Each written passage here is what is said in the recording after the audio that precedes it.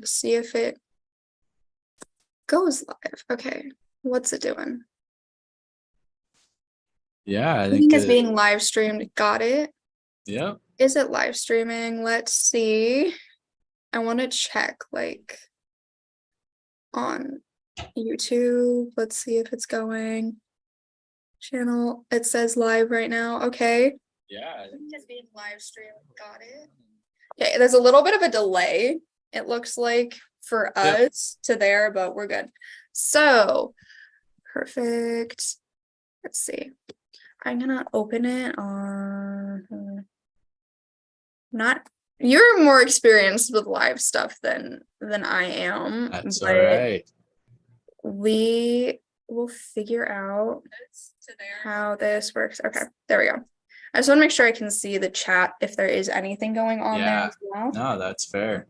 Perfect. So We're ready to roll. yeah. So welcome to Thank the you. weird start to a video. But we're figuring out all the kinks and details. Welcome to Inspired Awakening live, episode 4. I did want to do these live, but this is the first one I am doing live. So thank you, Grahm, for inspiring and giving the idea to do this chat live. Absolutely. It's exciting. So, you all know me if you're subscribed to the channel, but if you are tuning in and you have no idea who I am, I'll give a little brief description. I'm Kastalia Theo, the Elfian Realm communicator, channeler of the beings of inspiration, and they wanted me to start this series called Inspired Awakening to inspire people to awaken by helping other people communicate their stories of awakening, sharing things about ascension, and all that jazz and gifts and abilities. Grahm is a channeler, among other things, and we met a year ago in I think in it the was, Dells, in the yeah, the Dells, Wisconsin in Dells. Yep. Wisconsin Dells, at a holistic fair. We met there, and we've done a kind of interview thing before. Yeah, we have. Is on the channel. I can add it Heart-centered here. channeling.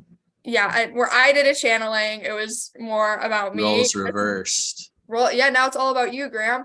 I guess. So I'm very excited. Grahm did a very surprising channeling for me because I think he was the first channeler other than me that I experienced in person.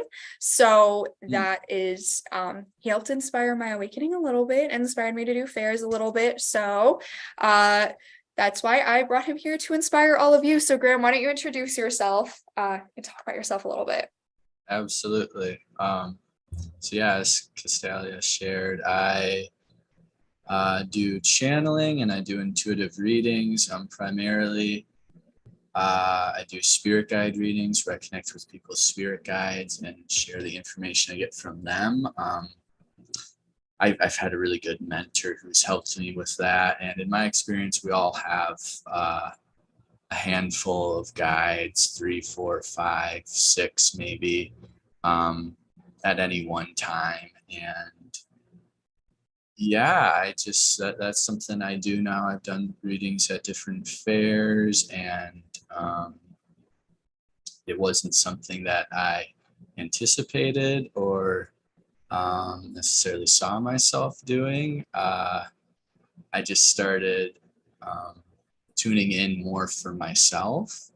And then the kind of natural step after that was then doing readings for other people. So as far as intuitive work, that's kind of a little bit about me.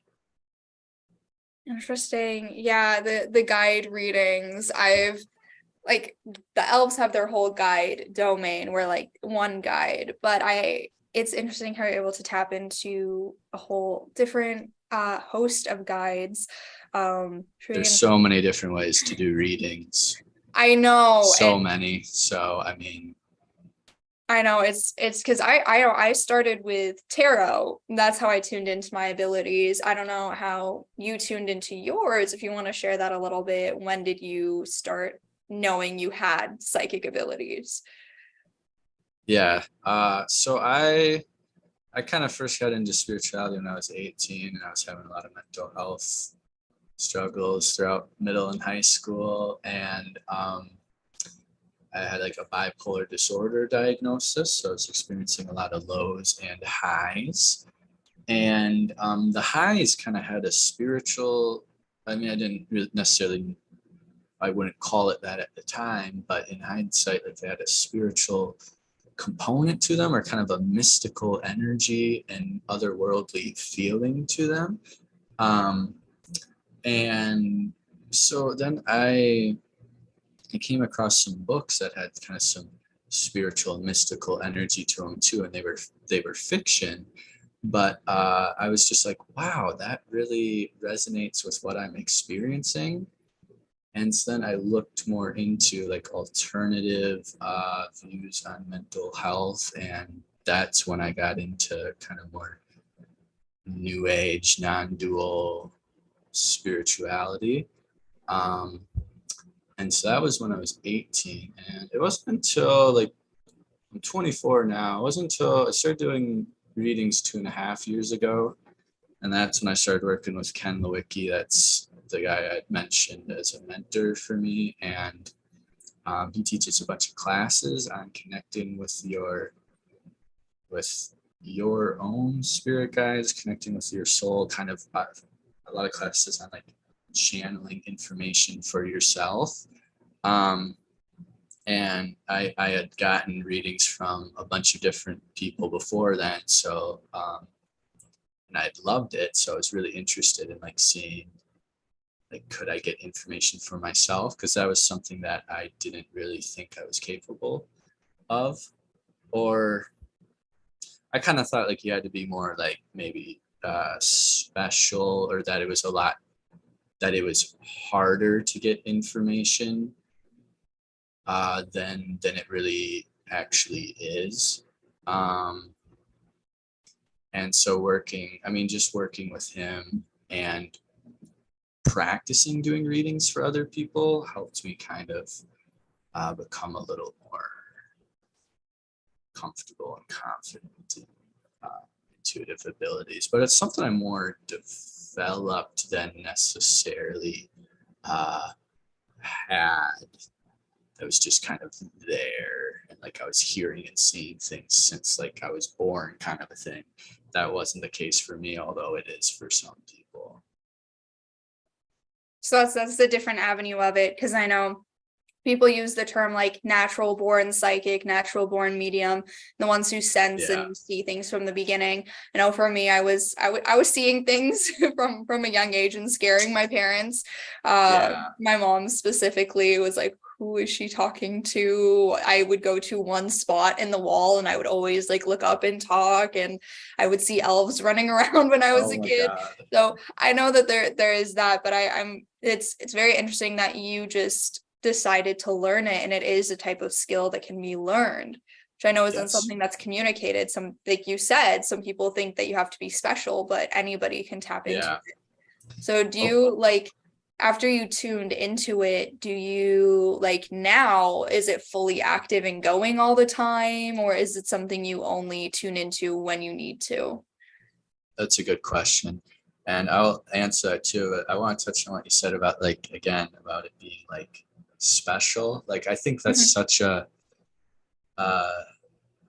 a prevalent like belief kind of around like doing readings, intuitive work, that like you you you know you got to be really special to do it. Like, and some people are like naturally gifted, or like and it just kind of comes more naturally to them. um but it's something anyone can do. Like, we can all do it. We can all tune in with our spirit guides or angels, or higher self, or kind of whatever avenue you want to take. It's something we're all able to do. But having, for me, I know having like a mentor that was really experienced and could help validate uh, the information I was getting was extremely helpful for me. Otherwise, if I was, I think doing it on my own, I just wouldn't have had, I would just doubt myself too much. But for what you asked about, like, is it online for me all the time? Uh, more so no, in the sense that like, because I do readings right typically where I connect with people's spirit guides. Like I'm not channeling my guides all the time throughout the day. I've gone through periods where I've tried doing that, and I just feel like I just get more, it's just kind of exhausting. Um, and I find that I do it a lot of times because I'm so afraid to like make a mistake. So I'm like, guides, should I buy carrots or should I buy broccoli? Like and that's something I think we can get caught up in. It's like really get caught up in like more small decisions and whatnot too. So for me, it's more like when I consciously make a conscious effort to like tune in, then like I'll experience my guides coming forward. Otherwise, if I'm just really kind of present, or sometimes when I meditate too, I will just naturally feel one of my guides come in, if there's something they want to share with me. But it's not something for me where I'm walking around and getting all kinds of information for all the like random people I'm walking by and whatnot. Although some people again do experience that. Right. That hasn't been my experience. No, I know. I definitely sort of have to turn it off. I know, and you can talk about that a little bit more, but like with working or school, just interacting with people in general, there's so much random energy that for me, I know that if I have it turned on, I don't know what I could accidentally pick up, but it's very funny that you mentioned tuning to the guides for like the simplest of things, because I do that with the elves sometimes, where Yeah, and I'm it's honestly fine. like, I don't know what color to wear. What color would match Yeah. the energy for today? Or like it's you do kind of, there's a dependability on them, but I know we have to figure out things on our own, but you do kind of get like handicapped on them a little bit. It does happen. It does happen. It's completely natural and normal. But I do want to ask you, when you're, working, school, wherever, do you ever like has there ever been a moment where you were present in the moment and you had a weird psychic experience, or you had one of those in the moment things that happened in a setting that you didn't expect it to? Yeah, interesting question. I can't particularly, nothing really particular comes to mind, but I think just like we don't, most of us don't consciously connect with something different. Like you work with the elves a lot, and like I work with spirit guides, but like 90, like 8 or 9% of people like don't do that, right? Mm-hmm. And yet people still like move through their lives and whatnot. And I feel like all the time we're getting intuitive information that's just through like our own kind of sense of, okay, like, oh, I want to talk to this person about this, or like just these natural kind of uh desires that kind of arise, or like inklings and intuitions that are just happening all the time. um so I think those are really cool to kind of follow, and it's not necessarily like working through one of my guides, but our spirit guides too can work through our intuition in that way as well, or it might be like our soul. I mean, sometimes or our soul communicating with us, or you know I don't know, just those natural kind of intuitive urges that happen all the time. I think those are cool. Yeah, like the And kind of that like happens for everyone, whether right, you're like consciously connected to something else or not. like the claircognizance kind of Yeah. thing, as Yeah. opposed to like audiency or voyancy, like you're not hearing or seeing as much as you're just knowing. Yeah, Like that's a a good lot of point. people have that, I think. Yeah. Mhm. it's that gut voice thing. We all have it in our own way. Yes. That's kind of what you're talking about. I don't know. Yes. Did intuition ever take you somewhere that you didn't expect it to take you? I know some people do like intuitive driving, they do intuitive this, intuitive that, and just like follow and go with the flow. Uh, yeah. Couple instances. I remember one time I was applying for a job. I wanted to apply at Panera Bread, and there was one closer to me and one further away. And I was like at the page where like I picked which one to apply for. And for whatever reason, I just felt drawn towards the one further away, even though it's like, my logical mind wouldn't pick that one. Anyways, I applied for that one, and it was my favorite job I ever had.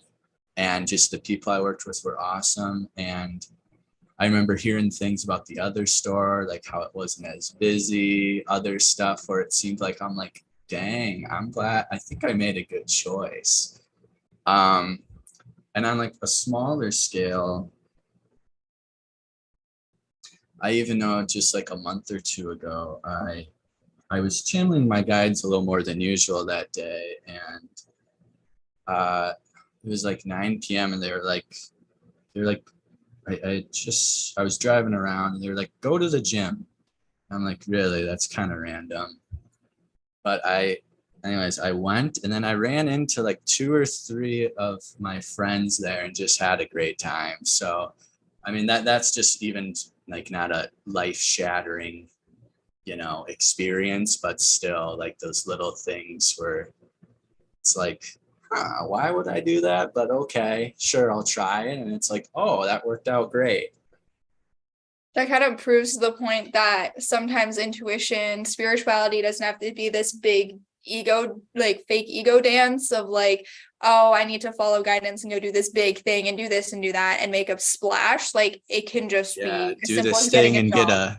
do this thing and get 1 million followers overnight. Yeah, it doesn't have to be that big of a thing. It can be so Yeah. simple. And that we're beings of life to experience life in all of its simplicity. And I think that there is that culture out there that makes you forget the simple things. You can use your gifts for simple things. Like I do it, Yeah. I'll do sometimes at work, I'll do like weird, and I don't even intend to do it. I do my claircognizant readings of like, I just feel like I need to tell a coworker this message and I give it Right. to them.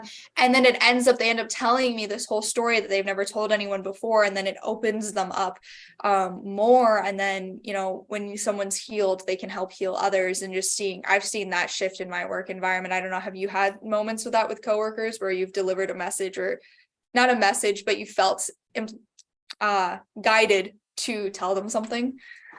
Hmm.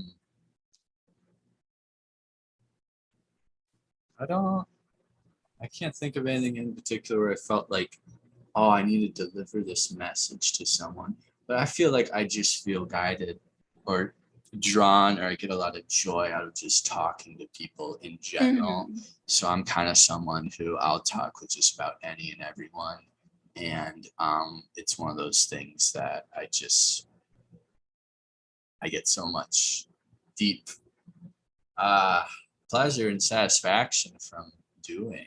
Um, but yeah, I don't think there's really been many times for me where I'm like, oh, like I gotta tell this person like everything's gonna be okay, or kind of like something really specific like that. Mm-hmm. I suppose if I tuned in more for that, it would probably show up. But I'm curious, kind of what your experience has been like with that.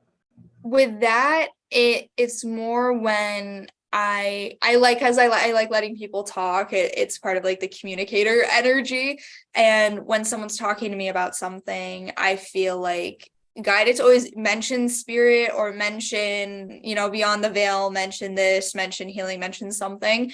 And it's like the simplest thing of saying, well, I told one of my coworkers, like, Reiki worked to help me heal some things. Or when my mom was experiencing grief, she turned to energy healing. Or a lot of times it's like Mm, grief that I've felt inspired to talk to people about, just mentioning like, I was experiencing denial about this, I don't know like what you're experiencing denial about. I know I'm grieving something, and Mm. just having conversations I wouldn't have had if I was letting the ego take control.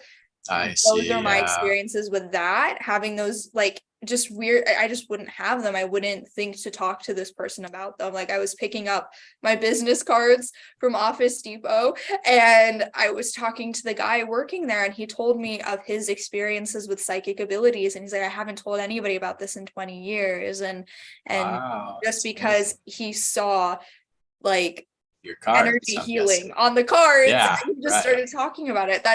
It's weird. I don't know if you've had like the reverse of it, of somebody coming up and telling you a message, like just telling you something random and it triggered something else for you, because I know that's a way that spirit guides can deliver messages, is through other people. So I don't know if you've experienced that in your personal life.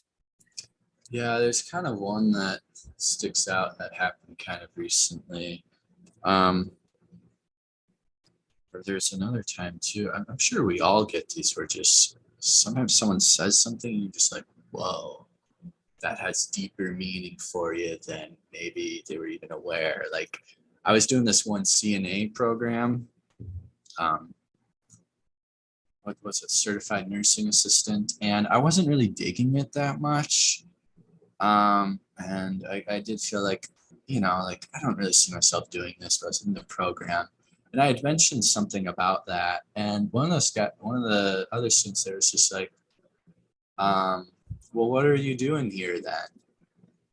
And like that kind of just hit me in a certain way. And I'm like, you're right, man. What am I doing here? And I ended up quitting. And I'm like, what, that was, yeah. And what was the other one?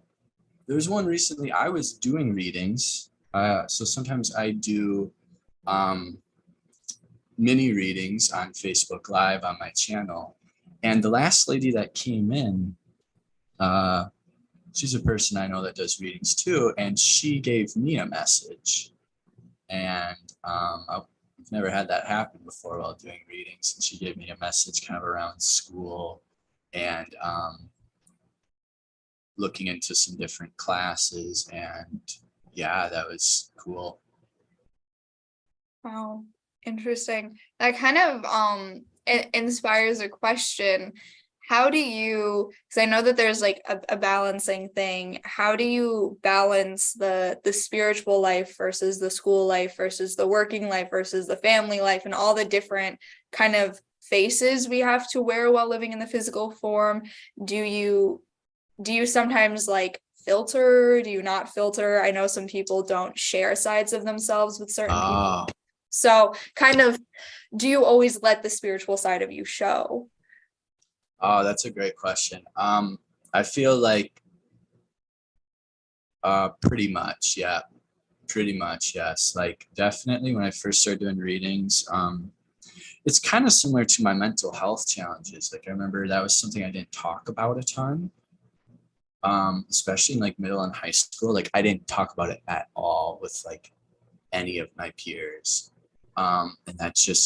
And then I realized with that, like I just started sharing about it more and more and being more open about it. And I realized I started feeling better and better, and or like that helped me feel better.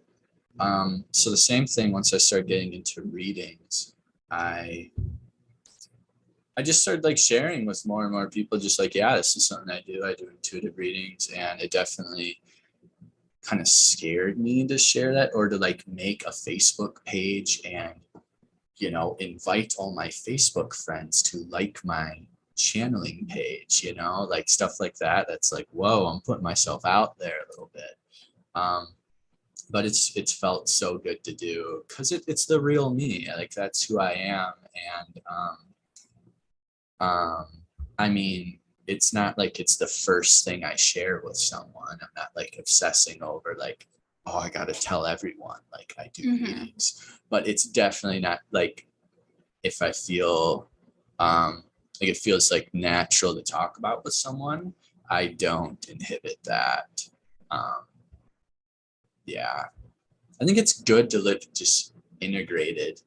I mean, Mm-hmm. there's maybe some kind of uh separating of things that's appropriate, but in general, like, yeah, I don't hide this side of myself, and it feels good not to. That's Because good. I there's know. really nothing to fear in this day and Mhm. age. Like maybe like 1,000 years ago when they would literally kill you for this. All right, there's grounds for like being discerning in who you share it with, but like at this time, that's not a relevant fear really, as far as like being killed for it. So I mean, and I really haven't had any. I've only had like one or I haven't really had any negative responses sharing with people either. Like maybe one or two people are kind of like, yeah, that's not really anything I'm interested in. But like I haven't had anyone like come at me or attack me for like sharing that I do readings. So, and even if they did, like, so what, you know? Mhm. I know that is a fear that people have because I notice it that like almost everyone has some sort of like mystical experience or spiritual experience that they've had. They just feel scared to share it. And so when we're the ones talking about it, then it's like, oh, I can talk about it more. And even the skeptic people, will eventually warm up because we all start before we enter this lifetime. We all kind of started in the same place. So it is interesting. I know that's something I struggled with the integration of figuring out my own being without turning spirituality into an identity, because I know some people do, and it becomes this separate thing where and I like that you don't lead with that because it's not an identifiable characteristic, it's just something that you are, if that makes sense. Yeah, I feel what you're saying. Yeah, it's interesting. I did write down a question because you did say that you keep the face on all the time, and I know for me there's a whole part of my family, biological family, I don't talk to at all. They wouldn't Uh-huh. support what I'm doing. For you, what was your experience with your family and your awakening journey and doing readings? Yeah, so like my immediate family, perfectly chill, like my parents and brothers. Like my mom's into this stuff. My dad's more just, you know, in indifferent, or like, yeah, he's like, yeah, do your thing. Like he's supportive, but it is, the spiritual stuff isn't something that necessarily interests him a ton. And both my brothers are kind of the same way as my dad too, where they're like, yeah, they're like, do whatever.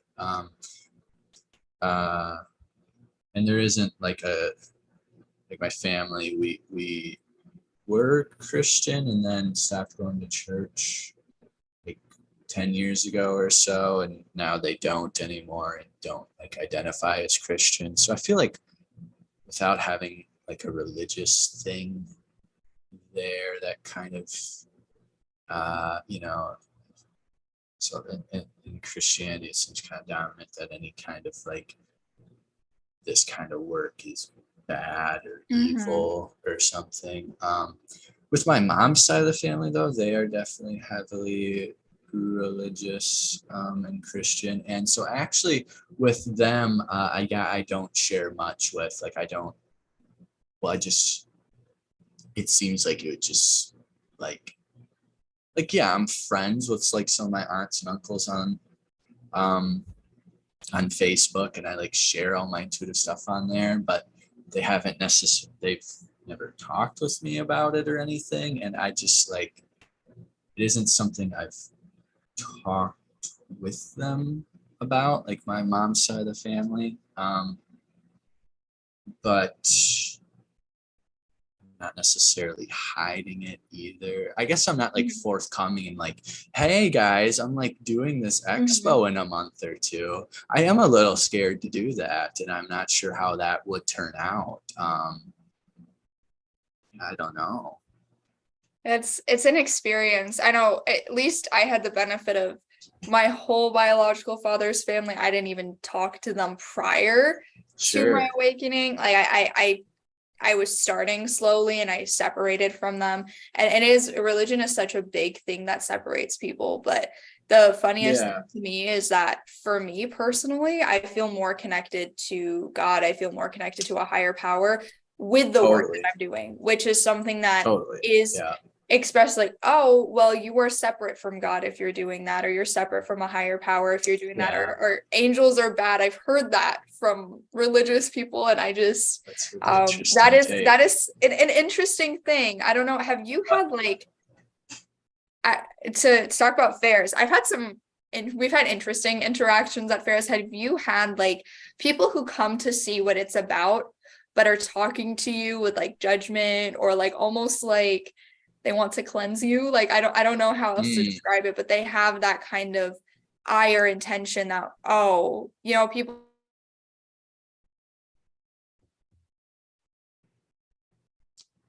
like that, uh, you handle that if it happens.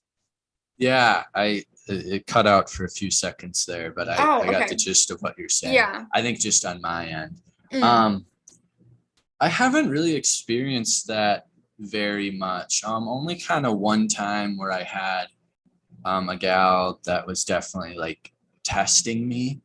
Um, and so and the thing about that too is like she was very much putting up kind of like psychic kind of wall, or like she did not want me to get information for her. And so she was very closed off to the reading. And that's something that I've learned through Ken and just my own experience too, that permission piece. So she was not giving me permission to get answers for her. And so the information I was getting for her was shit. It was garbage. But like, because she had like was not open to getting information. Hmm. And that's something where, because I've had other, I don't know, just through doing, I've probably done close to 1,000 readings now. And like over that time, it's like, man, like some readings I'm like on fire, like way on point. In other ones, it's just like it's more like vague and kind of like in between. And then some are I've had where it's just like way off. Um, and I feel like that permissions piece, and it's like a spectrum of how much permission you're giving when you're getting a reading. And I feel like oftentimes it's unconscious. Like you might be like wanting a reading, but like there's some part of you that's like, no. Um, so that's something for me to remember to check and see, just like psychically check if they're giving me permission, and then sometimes asking for them to give me permission to help get better answers. Um, but not a ton of people have been like kind of trying to like change me or whatever at fairs. Or Hmm. I feel like most of the people I've run into are like, they're open to it and are like Right. looking for help. Right. I know we've had like we put a protection of like only people open that we can help will step forth, but there I'll sometimes notice from a distance someone walk by and they're like, what's it? I have pictures of elves all over my table. So obviously Right. I get that look where it's like, Yeah. and It's out there I know, I in have a to good like, way. I warn people first. I'm like, a being's gonna step through and they're gonna Mhm. talk to you. I'm not gonna be here. That's the difference of like, I feel like some types of channeling are just easier accessible in that way. I know I have like Right. I have a whole thing that I have to do to just be able, like a whole ritual to do to just be able to channel, like a whole protection, a whole diet, a whole cleanse. I don't know. How do you prepare to channel? Do you have a ritual? Do you have something that helps you, or any Um, protection mantras? kind of like, I think the two things, and a lot of times I neglect these, which isn't because I'm just like, whatever. Like, I just want to get into it. Like, I don't want to check because it takes time. But one of them is the like permissions piece. If I'm giving a reading for someone, like checking and the level of permission I have with them Mhm. is yeah, and like if I have permission to get answers from, that helps the reading go much better. And the other part is just making sure I'm clear, which is because there's all kinds of just like lost souls out there, and negative entities too that, you know, interact with our world, and that can definitely interfere with channeling and with the information that you receive. And so that's the other part too, where checking that. And that's something that it's weird, but I neglect it sometimes because, but it is good to check, like, okay, like, am I clear? And if I'm not clear, clearing myself, you know, of anything going on, energies or like negative entities or whatever that might be kind of close by or whatever. And then also the person I'm working with and getting information from, checking to see if they're clear. Because also if they aren't clear, then the information will be skewed. So that's the interesting thing I've noticed in channeling, is that like the degree of the quality of the information I get, kind of like I said, like it can be a spectrum where it can be really high quality, or it can be pretty good quality, or, you know, it can be on the lower end if like you know, if the other person has like some kind of like lost souls around them or whatever, where it's like the information I'm getting is just not very accurate. That's interesting with that aspect of it, with the lost souls thing and the Yeah. energy, because I know sometimes with the elves, what they do is if they will tell the person like, you're not very receptive, or you have something blocking your energy, or they'll tell them and they'll kind of try and tap through. And when I channel the healers, they will use healing light to tap through. So have you tapped into healing, any energetic healing, to help you when you do readings? Mm. I guess the clearing kind of is a certain type of energy healing. I haven't really focused a lot on more energy healing work in general. Like, it's something I've done some of, but isn't something I've really done a ton of. I guess I find the channeling and the information aspect the kind of area where I feel more drawn to, but both are really important. That is true. They're very interconnected. I feel like when you Yeah, tap yeah, into one, you totally. tap into both. Like, Yeah, really. that's agreed. Yes. I am hearing like an elf, don't know which one, but wanted me to ask you, how did you find your mentor? How did you find your spiritual mentor in the physical form? How did you find him? How did that happen?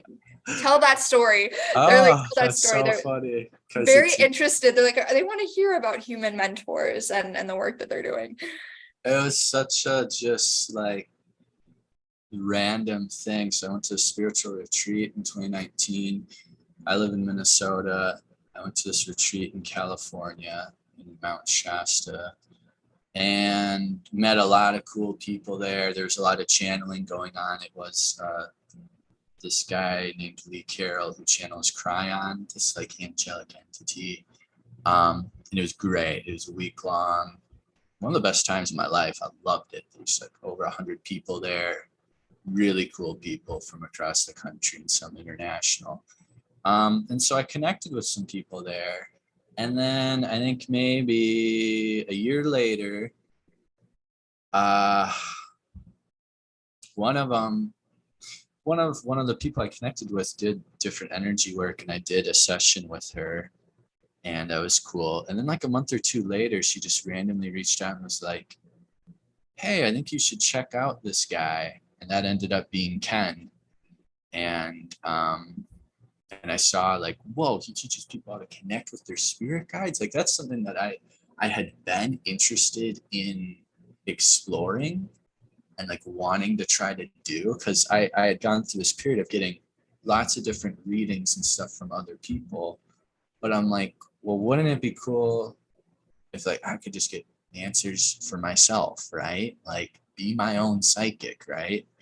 Um, and yeah, when she gave me this information, I saw he helps people connect with their guides. I jumped on it, and it's been really great. I've gotten so much out of it, and it's so funny that just someone I ran into in California hooked me up with him. So yeah. Very interesting. Do you think that that was soul contracted to happen, or that you had a soul connection to him to help you awaken? Because I know some souls come to be the mentors for people to awaken. So do you believe in that? Do you feel like you've had soul contract, soul family, soul kinship meetings happen? That's a good question, and something I never thought of before. I feel like though that's one of those things where when I did that session with that gal Brooke that knew him, where I feel like she was like, "Oh yeah, this guy needs Ken," Mhm. and so Yeah. she hooked me up. Well, I maybe it could be something where even once I met her, it was like, okay, now there's this connection between Grahm and Ken potentially. Like let's make it happen. Hmm. But as far as it being like pre-planned before birth, I'm not sure. Not sure. I don't how when you like, because you do a lot more studying with guides, do you think that guides do play a little hand in the meetings we have with people? Oh Um, yeah, Absolutely. yeah, yeah. Well, I mean, guides work because our spirit guides are kind of they specifically work with us. I guess I haven't encountered guides that work with multiple people. I guess it could be a thing. But they guides, my guides will talk with your guides and your guide, like Yeah. they orchestrate things for sure. Yeah. That's yeah, I definitely see that too, because I know that the elves talk about how different like ascension guides will talk to each other, and they'll be Yeah. like, oh, look where they are at their ascension journey. Let's see, let's help them get here so they can meet, so they can this and this and that. And it's a whole fun game behind the scenes of everything. Yeah.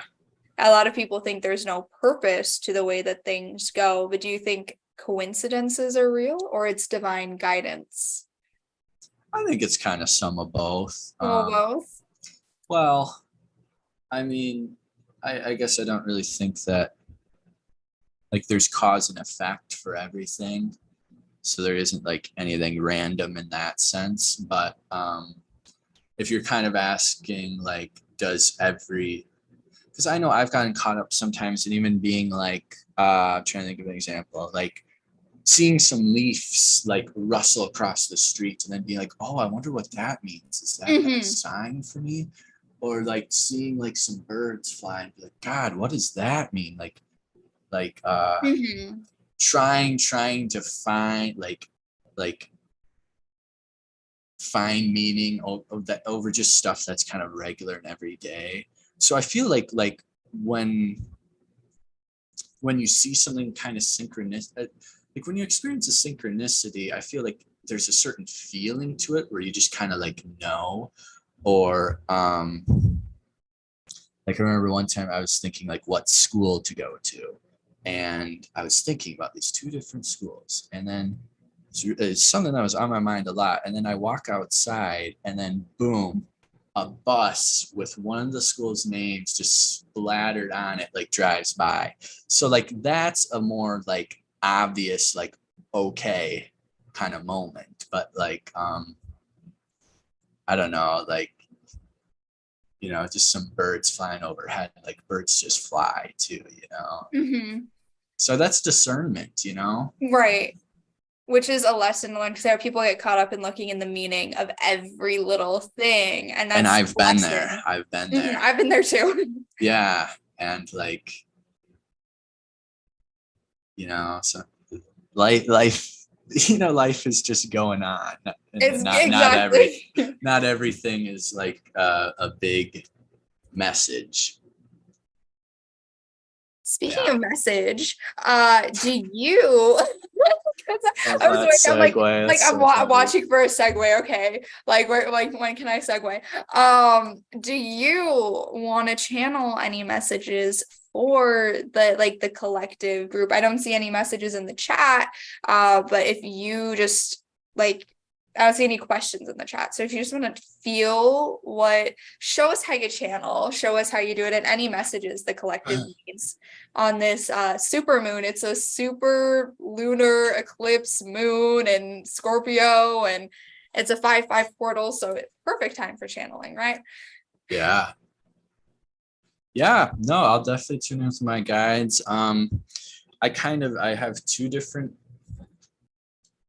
ways of channeling, where kind of like you said, like you do the more trance style channeling. So I do some of that too, but usually when I do readings with people, I just will kind of connect with people's guides and then share it and then connect and share, but I'm not like speaking as their guide. I more play a translator kind of role.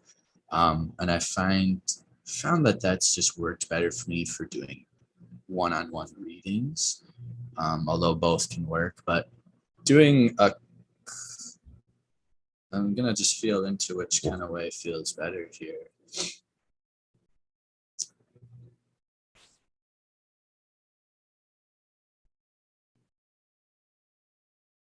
I'm gonna try the more trance style, so I'll just kind of speak as my guides and just see what they want to share with us in general. I have a feeling it's going to be relevant to myself. Probably. I mean, it always is to an extent, but I don't know. All right, so just take a few moments to kind of tune in here.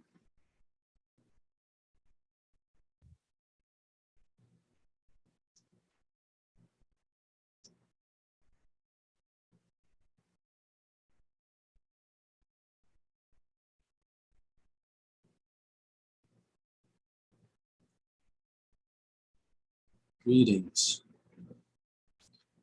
I am one of Graham's spirit guides, who he calls Emmanuel. And I am a guide that has worked with Graham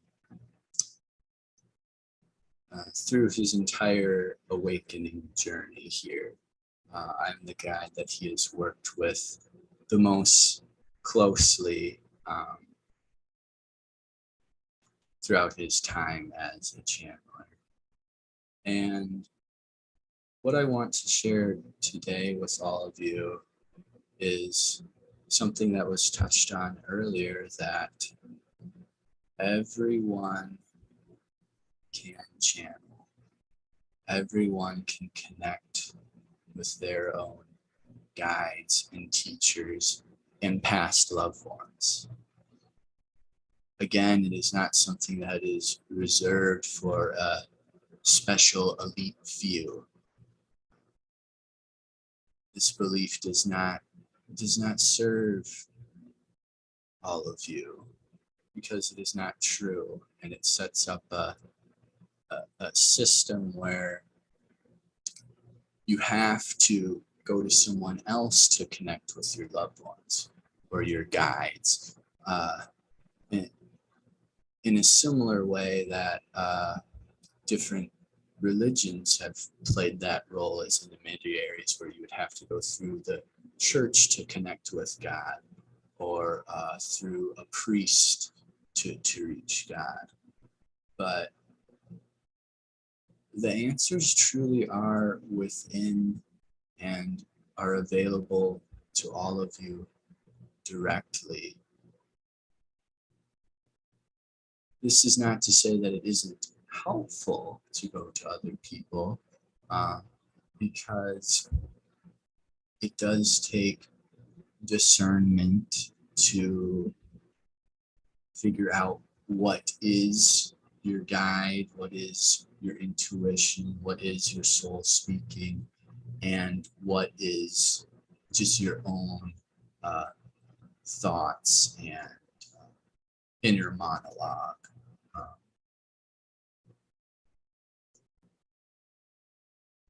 Or what is other beings that aren't your guides or aren't your soul as well.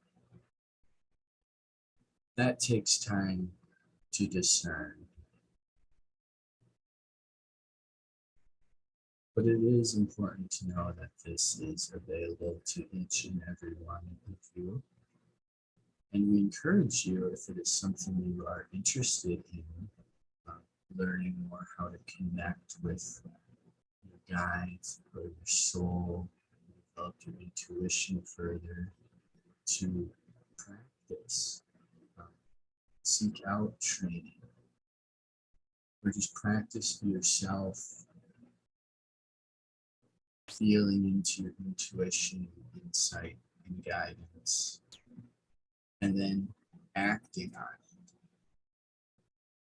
It certainly is a trial and error process where you learn by your successes and the mistakes you make, and can better fine-tune your guidance through that way. So it's okay to make mistakes when listening to your intuition, in the sense of interpreting that something is your intuition when in reality it wasn't. But that helps you then know, okay, I was incorrect that time. This one, Grahm, has had a number of experiences with that, and he acted on something he believed was his intuition that in hindsight he realizes wasn't. That's a very natural part of discerning and figuring out what your intuition is, and it's an ongoing practice of sharpening your intuitive abilities. There is much to discern intuitively. Sometimes it is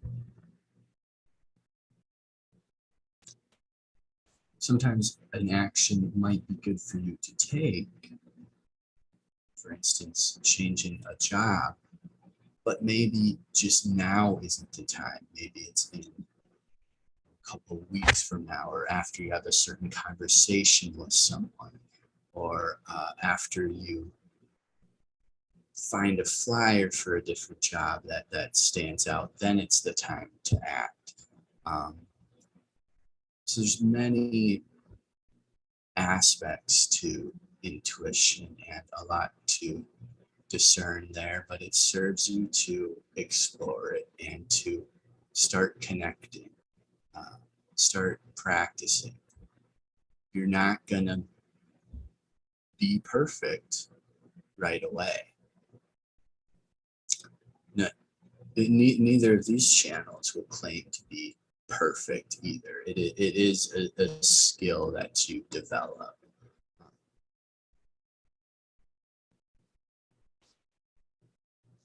We want to share too, collectively, keep moving forward. There have been troubling times for some of you, times when you felt like giving up, throwing in the towel. We encourage you during these times to reach out in prayer, to know that there is love all around you and help all around you. Ask for help. Feel the help that is here for you. You are not alone. That's a beautiful message. Do Yeah. you mind? I do have a question. Oh, sure. Okay. Yes. For you specifically, what are you a guide of? What is your guide origin? So I am a spirit guide. I work directly with this individual, Grahm, and I've worked with other individuals before as well.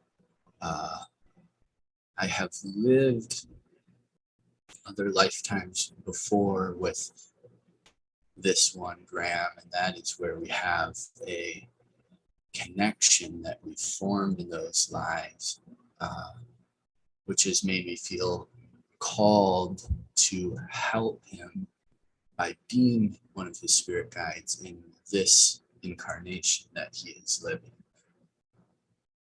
Our past experiences together, we have formed love there, much like in the relationships you have with people in your lives too.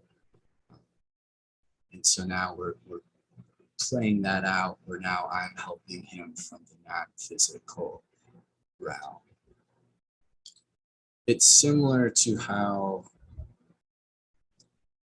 your Elvian guides help you.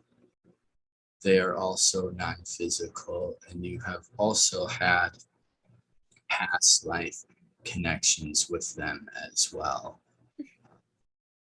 And now they are here assisting and helping you in your lifetime and bringing through the information that they know and have learned. Yes. It's very, very similar. Yes. So I know that that has seemed to be common, that now people are having spirit guides that they had past lives with. With you at a guide status, did you ascend to a new level and you're at a different ascended level in your journey as a soul? This is a good question, because not a lot is known about spirit guides and what it is like to be a guide, what is required to be a guide. Um, I will say that there is a training and learning process that occurs to be a guide. I myself am not what you would consider to be an enlightened or incredibly spiritually advanced guide. I still have a good amount to learn, but I am learning through my experience being a guide, just how you learn on Earth, learning what works, what doesn't work, what is helpful, what isn't helpful. I am learning more and more how to best communicate with Grahm and how to get my messages across in the best possible way that he is receptive to. So it is very much an art form, and just as how you would communicate with someone face to face on Earth, you communicate differently with different people just based on where they're at and what their belief systems are. I have found the best way to communicate with Grahm at this moment. I've learned there. But being a spirit guide is something that it takes training to get up to. Most guides, before they become guides, watch other spirit guides in action and play kind of an observatory or student role before fully becoming a guide for someone else. But it is not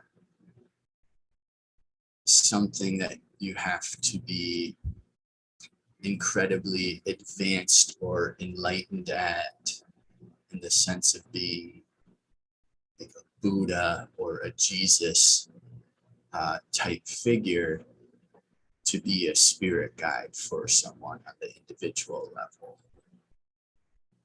Interesting how you explain it, because that's the elf group that are guides. They do have the observer period, they call it the visitor period, the learner period. That's how their realm learns to be a guide. And in your first lifetime with your guide, it is their first lifetime being a guide. So are you from the human realm? Correct. You existed as a human. Yes, I've had multiple human lifetimes and lifetimes on other planets as well. But I learned a lot in my human lifetimes and have reached a point where I desire to be of service in the non-physical realm by being a guide. Interesting. If you're comfortable answering this question, what is your soul / star origins? Where did you come from as a soul? I will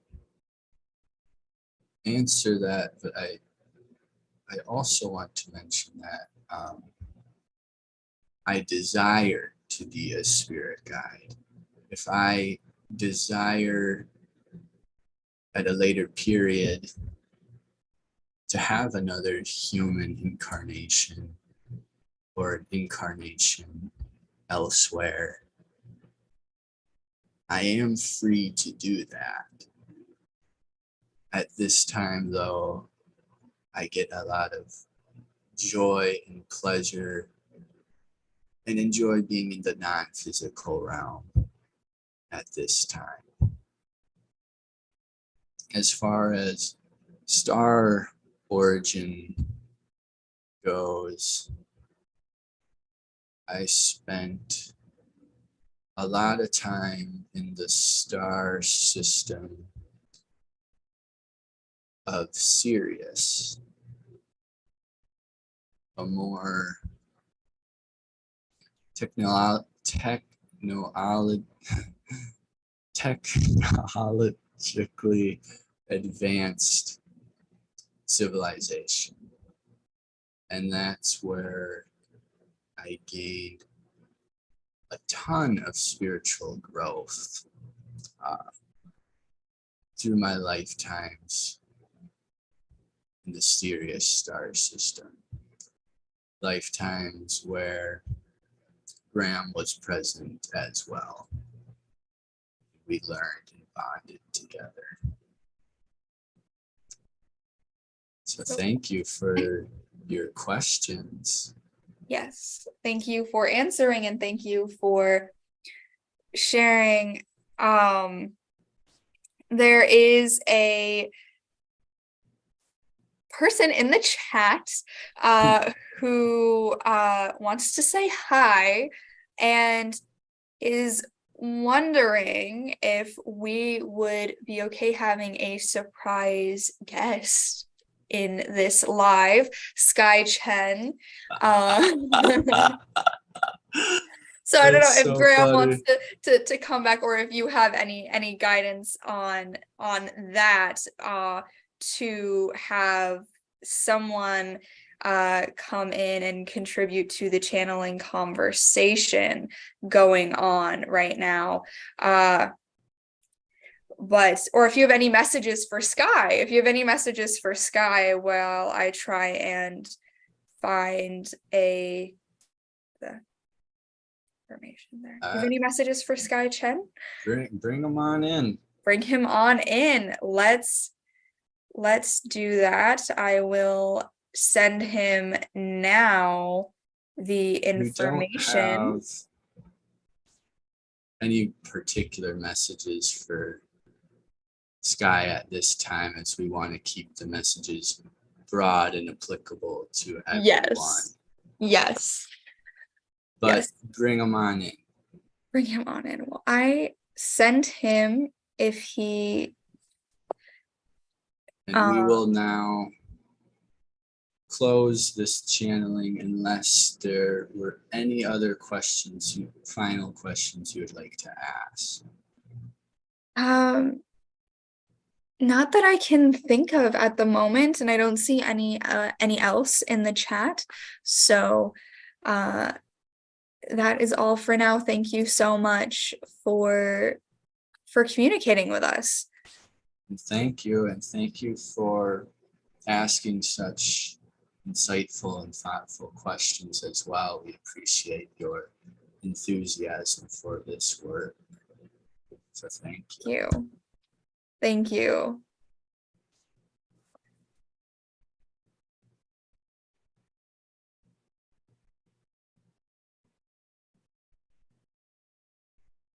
Cool. While I wait for Sky to hopefully hop on. I don't know if you heard that.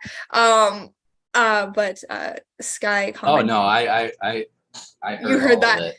Yep. Yeah, so I'm interested while we wait for that. What do you experience while they're speaking? Do you see things? Do you hear things? What's your experience while the guide is communicating?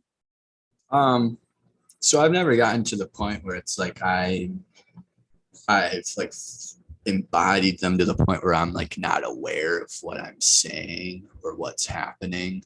I'm still there. And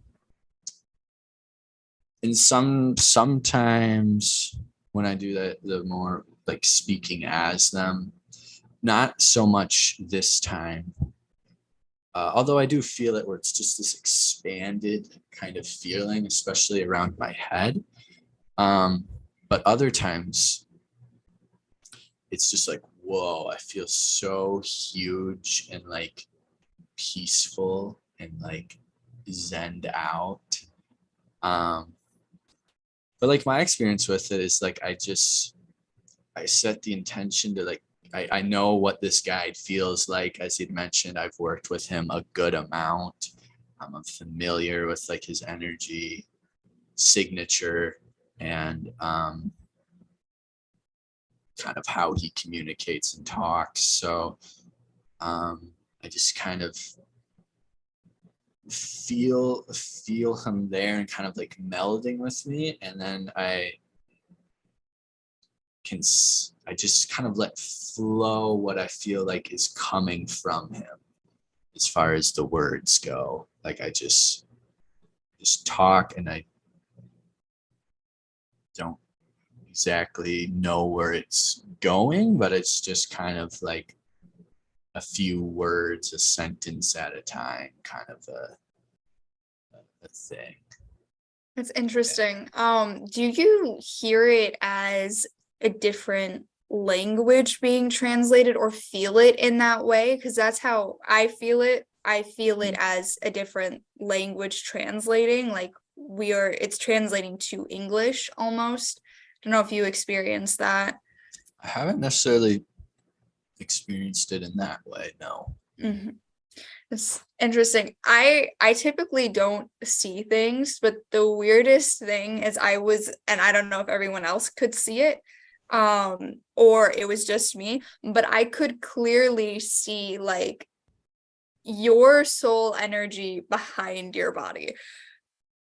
In what way?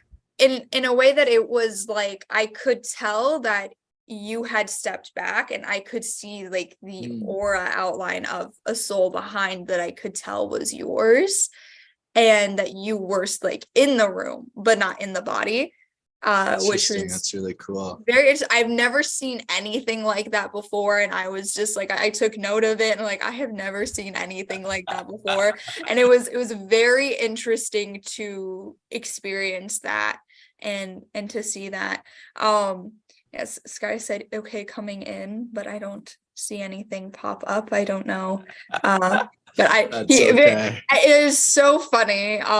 If he's not able to get on, he's not able to get on. We'll see how that You works. asked some great questions, by the way. Thank you. Like those were really good ones. And yeah. Oh, there.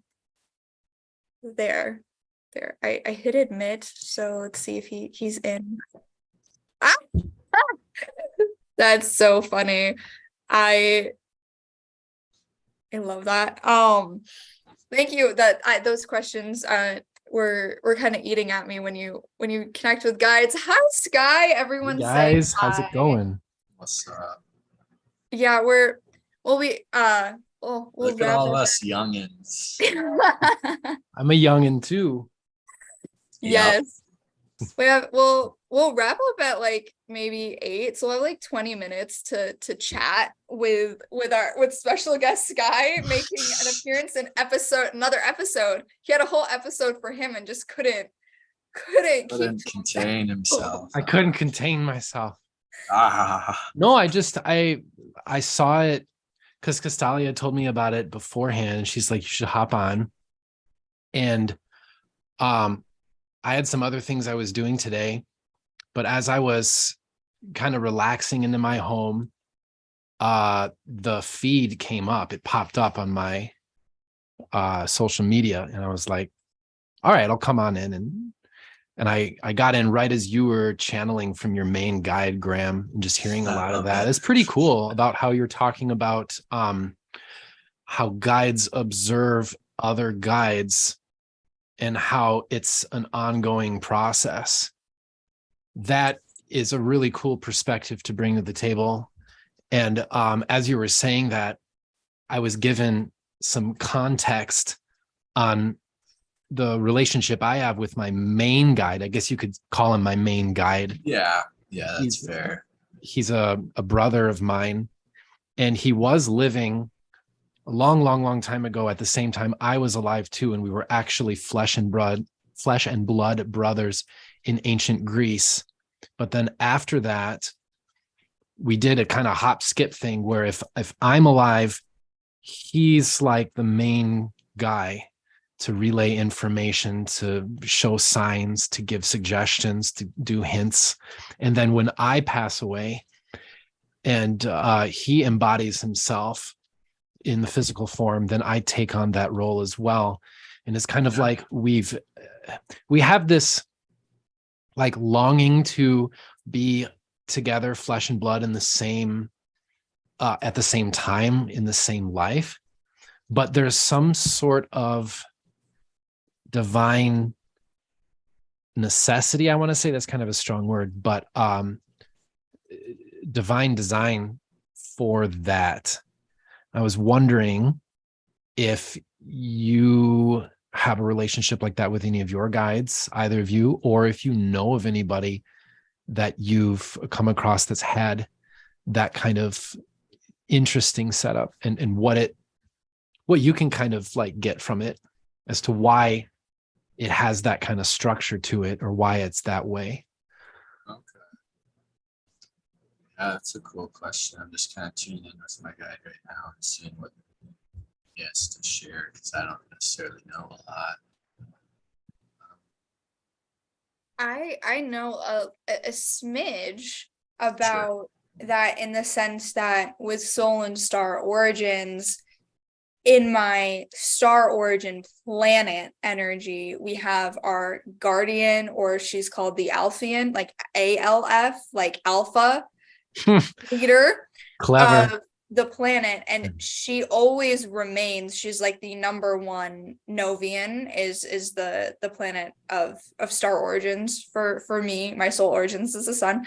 So when we're there in the non-physical, she's there as a guardian, and when we're in the physical, she connects with our highest self. And when us souls, she says there are 12 of us, are able to tune in and connect, she's there, but she will never incarnate in the physical, but half at a time. not every Novian is incarnating at the same time, and we can astral project and connect to each other. But that is the closest experience I have to that, from what I know. I don't know if Grahm is hearing anything. The feeling I'm getting is that like it's really common, kind of what you shared, Sky, to like go from like you're incarnated and you have your guide helping you, and then your guide incarnates and then you help them, kind of a thing that like it's almost like they're helping you, giving you a pat on the back, and then you kind of return the favor. The feeling I'm getting from my guide is that that's like a very common thing. It's a really beautiful thing. It's like life after death. Nothing can really separate us, especially if a soul makes such a profound impact on another soul and vice versa, and it's reciprocal. Yeah, it's just ongoing. That's so interesting. Do you have anything else you wanted to add to the conversation, Sky? Any message you had related to what we were talking about? I don't know why. We'll get the context for it, but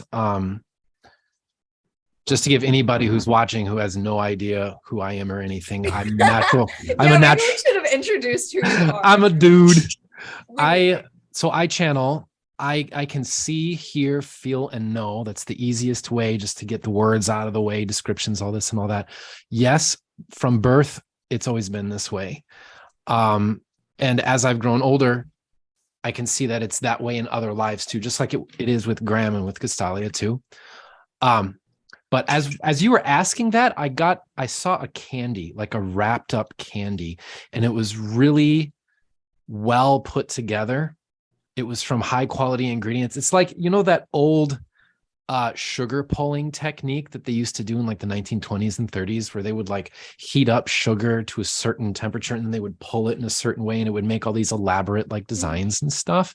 That's the feeling I'm getting. I feel like a grandma figure or something is connected to this and like wanting to come through. Might be Graham's grandma. Could be. Did she pass? What's the number 2 about? Is it 2 years or like 2? Yeah, I mean, she passed 3 years ago. A few? 3. Okay. Because she was highlighting the number 2, and then I see like a birthday cake. I don't know if they gave her like a nice big celebration or something. Did you guys give her like a nice celebration, give her like a crap ton of candles and be like, okay, blow it out, make your wish, and then like poke at her for like having 1 or 2 candles or whatever that are lasting and be like, oh, you've got a couple of suitors, grandma, something like that? It totally could be. I don't particularly remember, but what's the sugar connection? Keep your heart sweet is the message I'm hearing right now. She appreciates this. This could get a little personal, Grahm. So if you don't want to get into it, just it's fine. give me a sign. Establish let her eat, man. Let her eat. I'm getting like a meatloaf recipe too, or like something about corn. Like she put canned corn in something that's not conventional, and that was her like signature for a dish or something. I mean, she would do her own thing. Yeah, and, it's like it's not as extreme, but it's almost like, here's some lime jello with corn. And it's like, it was good, but it was like, Grandma, you're the only person on the face of planet Earth that does that, and we love you. That's like the idea. And she's like laughing and giggling at that. She had a really slow laugh. It's like, like that. It's like some people like giggle or something. That's how I'm hearing it right now. But she says that she appreciates your sweetness of heart, even in the face of sour notes. That there's been 3 kind of blows to you in the past year. I want to say 6 months, maybe even less than that, where you're just discouraged and disappointed in people. And the lack of like the lack of reciprocity. And it's like she says, keep your heart sweet, keep that sweet, and indulge in the small little thing. Like you're a Sagittarius, bro. Like you should be enjoying like all the things in life. Like you should be trying stuff out. You should be like, you know, I don't know. My girlfriend is a South Node in Sag, so I feel that pull all the time where it's like, let's go skydiving, let's like go snorkeling, let's do something dangerous, let's like do this and do that and do that and then it's like, oh, okay. But like that kind of thing for you with small little bites, maybe it's symbolic too about the candies, like take what you can little by little, like because little drop out of a little seriousness, eh? it's okay to be, people appreciate your earnestness and your realness, we'll say, because you get to the heart of the matter. And if someone is willing and receptive, you're going to be there and you're going to reciprocate, like hands down. That's not a learned thing. That's an aspect of who you are as a soul. It transcends this life. Like you felt that way as well. I'm seeing a past life of yours come up right now, like really clearly. You were a blonde chick and you had like really soft hair. This is in the 70s, I think. Kind of like I've seen like sunflowers, some sort of connection to sunflowers or something. So if you've ever dreamt of, or whenever you're in literal life, like driving past a sunflower field or something, and you feel a little like nostalgia or just like peace, that's subtle. That's why. I do like the sunflowers and the sun. It's so that's interesting because I I've get the used. same thing. I get the nostalgia from sunflowers. Oh, do you? Yes. I mean, I have sun stuff everywhere, but sunflowers. Yeah. That's so interesting. Don't you love it how spirit does that, even with us when we might not necessarily get the memo, but we're still tools. For lack of a better word, we're still conduits of soul and spirit. Like we don't always get the memo. That's what I tell my clients, where it's like, sometimes I'm like, I don't know how I got that information. It just came through, and it's like landing not just with one specific person that you're working with, but it's landing in exactly the way that it needs to. And that's something I love about group reads too, like galleries and small group sessions where you have like at least, I don't know, like 8 people or more. And you've got like, it's even cooler in a big audience, and where you just like hop, or you kill 2 birds with 1 stone, so to speak, without even realizing that what you're doing. Like if a message resonates for multiple people. It's so cool when that happens, because you feel like a member of the audience yourself, and then it's very humbling and rewarding. I'm sure for you as it is for me, because I haven't done as much group stuff as you have, my friend. You're going to get on that. You're going to get on that, but don't give up on your dream of public speaking. I'm not channeling this necessarily because I remember our conversation. Okay. Like, don't give up. I definitely I love the speaking part. I really enjoy it.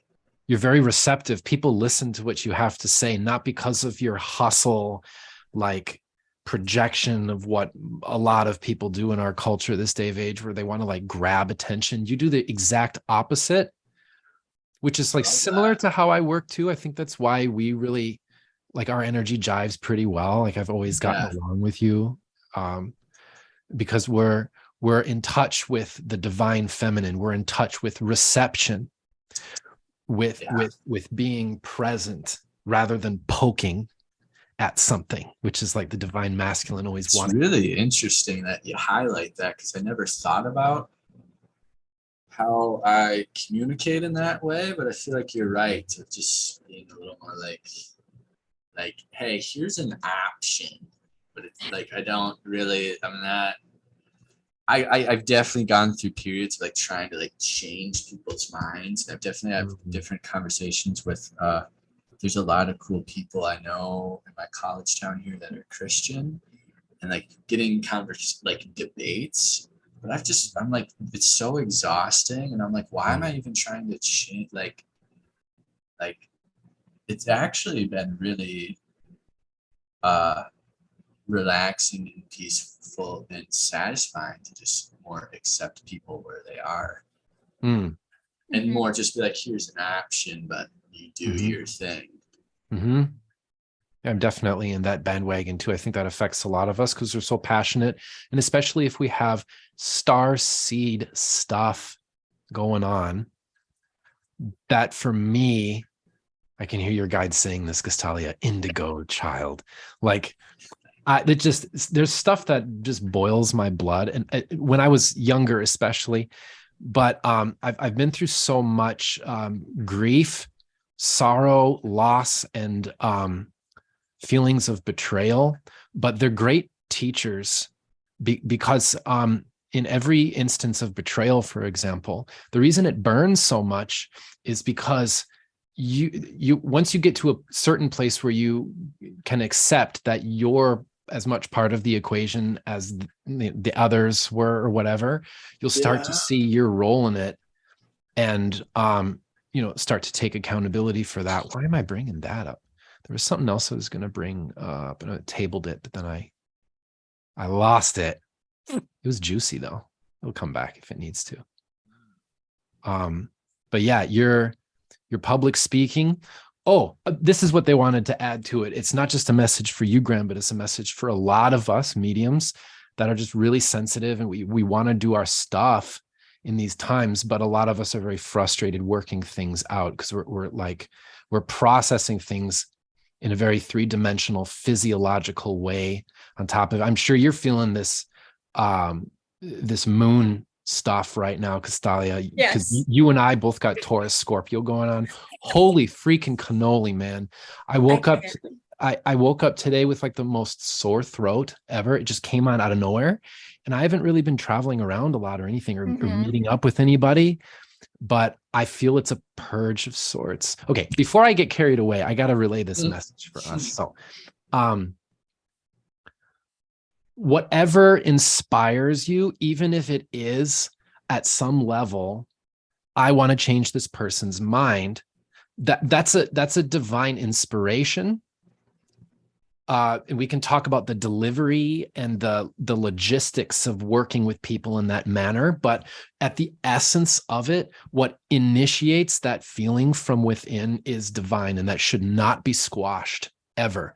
But you can channel it into, like, for example, speaking your mind freely and openly on a platform or an audience that is receptive to you.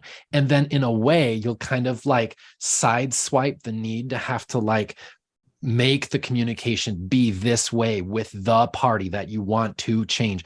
When I'll give you an example, like in my own personal life, I've had I've had such a difficult time with my family for my entire life for lots of different reasons, but needing to be heard, needing to be seen, needing to be like a valued part of the unit of the family. And I always felt like I was under someone's thumb, or I was like silenced, or I was discounted like constantly. But with my own parents, so just to give a little bit of a background, like I used to live in Asia. I used to live in Taiwan. I lived there for a couple of years. I got really sick, and I got what ended up being autoimmune disease, Lyme disease, which in the greater sense of it got me back to my actual true self. So that's the blessing and the curse, and the curse and the blessing, if you want to see it that way. But when I came back, not only was I really, really sick, really reluctant to live at home with my folks because they would still push back on everything. But all of the things that I was trying with my health, not even spiritually at that point yet, but everything I was trying with my health, like what we now recognize as legitimate, but like back then, like juicing was a new thing, and like antigen therapy for healing from infections was like totally out there, and DNA science talking about how your specific DNA will will determine this and this and this and this, and give you this and this and this to look out for in your lifestyle and in your food choices, et cetera, et cetera. But anyways, I dove straight in because the standard medical system did absolutely nothing for me. And it was that frustration, and it was that like trying to break through. Like I was trying to open the wrong door. Right. And I'm a Taurus. I'm pretty stubborn. So I will like try to ram the door down to the greatest extent it possibly Happy birthday, could. by the way. Thanks, man. Yeah. I don't feel 35, but it's kind of surreal. I don't know. It's very interesting with health. I feel that message, follow your inspiration when it comes to dealing with your health, because I know, and we can like end on this note, I guess. I know that people now have started having that awakening in regards to their health, and don't follow someone else's determination of how you should care for your health. Follow your internal guidance, and that's following your intuition, following your inspired spark. That's such a big thing, and that's something, Sky, you learned like the hard way, right? And like that probably goes for everything too, like not right, just health, but in general. Like, right, I mean, take other people's perspectives into account, I guess, but at the end of the day, like, you kind of it's your life. have your own sense of like what is right and appropriate that it's good to follow. Yeah. Absolutely. Yeah, I had to have that shattered. I was going to make another point though, and never got to it because I'm such a I'd like to draw out everything. Draw out the story. I'm such a storyteller, man. Like I love it though. I used to be critical about that, but I love the fact that I can just pop a squat. If we gotta have like a portable Coleman grill or something to make a fire, and just like be like, gather around, children. Let's talk about the story. We need to do a storytelling. We could do another episode of just storytelling, inspired awakening storytelling, where all three of us just channel storytell, and Sky will guide it, and maybe it'll just be Sky telling the story. Let's all tell the stories. That'll be Sky fun. would do better at it. You're good at telling stories. Sky's I gotta shut the lights off, put like a flashlight under me, and be like, gather round, children. The year was 363 BC in a dark corner of the earth. Past life stories. Okay, I've got them. I actually just referenced one to someone yesterday. We definitely need to do that. We definitely need to do that at some point. Yeah. Past life stories. Yeah. I know. I just feel inspired to deliver this message, and because this has been an hour and a half, so we'll wrap this episode up. But you will, because I had that moment, like we're all talking, we're all chatting, people are watching, and you will find your inspired soul tribe when you are truly authentically yourself, because we are all different kinds of channelers, right? We found each other in the most bizarre ways, but actually the most normal ways for the community that we're a part of. Part of tuning into your awakening is understanding that you might spend some time alone without anybody who understands you, but you'll inevitably find people who do, and that acceptance is something that is a journey. I know it's something that I've struggled with. I'm sure it's something that these guys have struggled with as well. And I'm definitely, they radiate more divine feminine in the work that they do. I have more of the masculine side as well. So you see the balance where I definitely search for it in a different way, where I'm not just like, oh, the flow accepting. I'm like, I need it now. I need action, logic, structure. Let's go. And it's okay to take a break and breathe and realize it's all going to find you, and it's going to find you when you're not looking for it. It definitely will. So I don't know if either of you have any concluding thoughts, and then I'm sure we'll chat on our own when the live is done. Most likely, I already saw it. I have to spit it out because I got to like the very, very end. So here's the message for Grahm and me, and for you, and for everybody that's in this position. From my experience. So when I came back, I was really, really sick. I was learning everything about my health. I had even more pushback from my folks. And in my perspective, I was like, they're never going to learn. They're never going to get it, whatever. So I had to release that. And it was years long process. It was decades long process. But if you look at today and you fast forward from that time until now, well, I spent time away from them. Even when I was conflicting, when we're like going up against that kind of energy and we're butting heads and doing that kind of thing, we still leave a ripple across space-time in the hearts and minds of people. And my folks and my sisters, after witnessing what I went through year after year. And I was kind of like the first person in the family to ever talk about that stuff. There was so much ridicule. There was so much witch burning, so to speak. But after years went by, they started exploring the exact same things I did. And then they would talk to me, and I can talk to my mother. That's awesome. Like today, and we can talk about that kind of stuff, and she won't ridicule me nearly to the extent that she used to before. I think a proponent of that was absolutely the space that I gave not only her, but myself. Because sometimes we try to force, like what you were saying earlier before I even popped on, you're like, or your guide was saying, he's like, sometimes the action is needed and you know it. And if you're a channeler, like that comes through, but we're human beings, right? We're impatient. We want it now. We want it. Sometimes it's like a different time later, not now. Like, yes, do it, but not now, which that can be like tricky to discern, because sometimes it's like, oh, okay, yeah, like I should, for example, quit my job.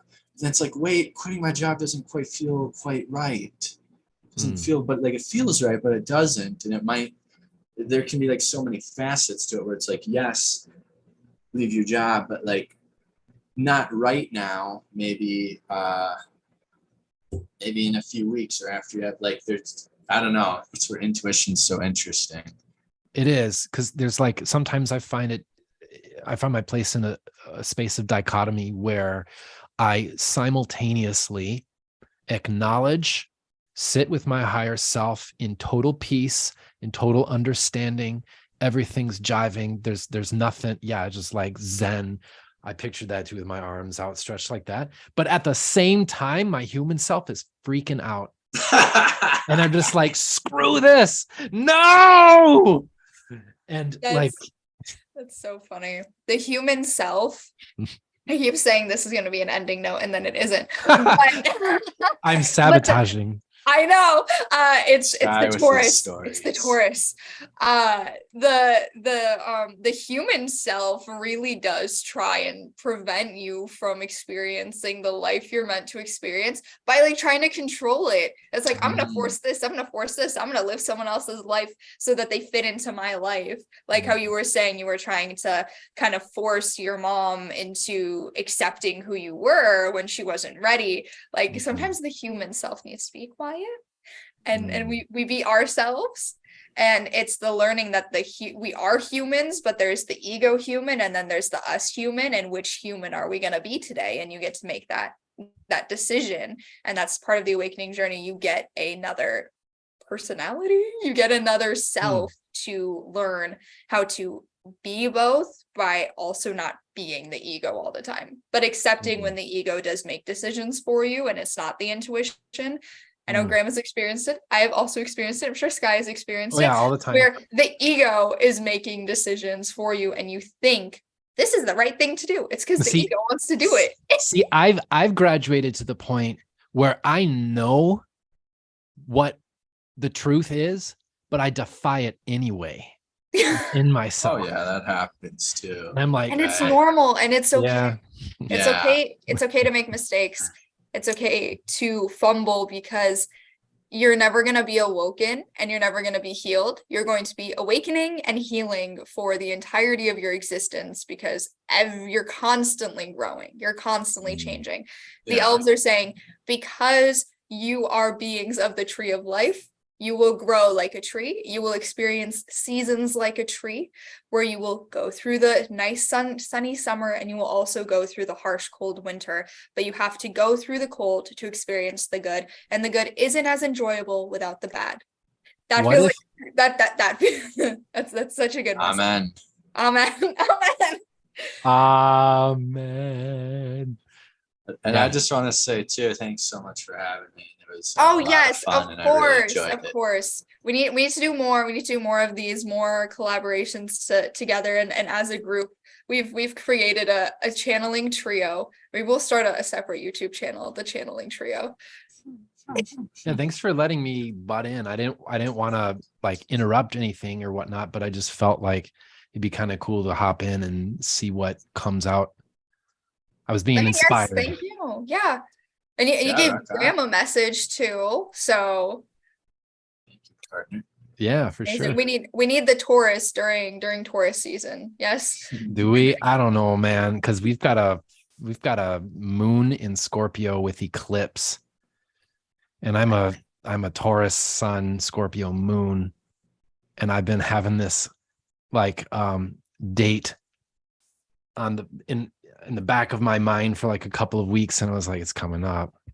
What's going to happen here? Because I know it's going to be like kind of a last hurrah, kind of really deep introspective period of time for me. Last year, I had some really big things land in my lap, so to speak, or just like lessons that were super, super like raw and real and scary and also enlightening.